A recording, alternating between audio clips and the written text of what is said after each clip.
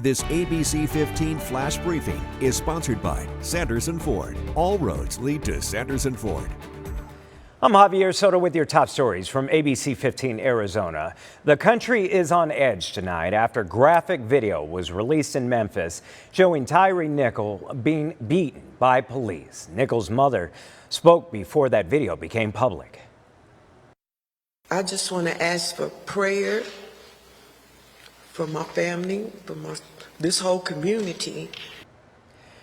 We won't show you the full video now, but it does show 5 now former officers hitting, kicking, pepper spraying, and beating Tyre Nichols with a baton as he called out for his mother. He died in the hospital 3 days later. But for me to find out that my son was calling my name and I was only feet away and did not even hear him,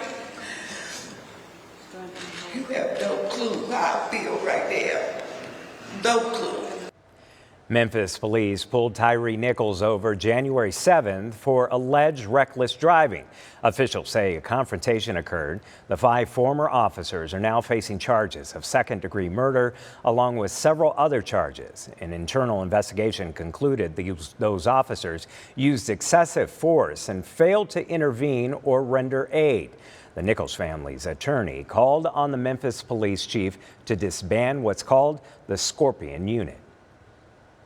And I call on all chiefs in this country to review their saturation units, to review their special squad units and disband them because they can easily become corrupted.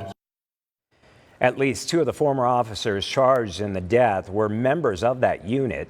The FBI director says he's alerted FBI field offices across the entire country to prepare in the event anything gets out of hand tonight. The Nichols family today urged for any demonstrations to be peaceful and calm. A stunning turn of events in a Valley murder case. Allison Feldman was brutally killed in Scottsdale back in 2015, and for years there were no arrests. Then in 2018, Ian Mitchum, a deli worker, was arrested after police say DNA testing linked him to the killing. But a judge just tossed out that DNA sample in this case, saying it can't be used as evidence because Mitchum's DNA was collected as part of an unrelated 2015 case. And in the judge's words, never should have been made available for testing. The Maricopa County Attorney's Office is now appealing that ruling, and this case is scheduled to be back in court on Monday. Uplifting Arizona, a Valley woman proving a devastating setback is just an opportunity to persevere. 51-year-old Angie Huser was dealt a heartbreaking blow back in 2018 when a blood clot in her left leg forced an amputation from the knee down.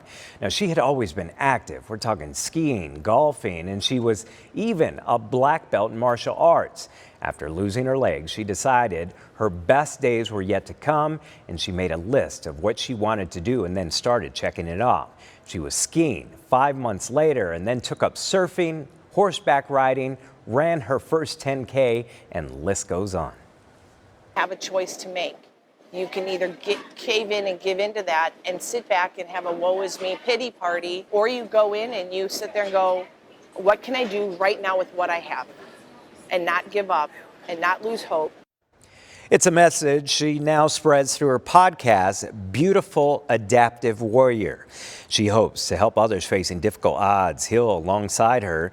We put a link to her website with this story at ABC15.com. For the latest headlines, weather, and traffic, head to ABC15.com or download the free ABC15 mobile app.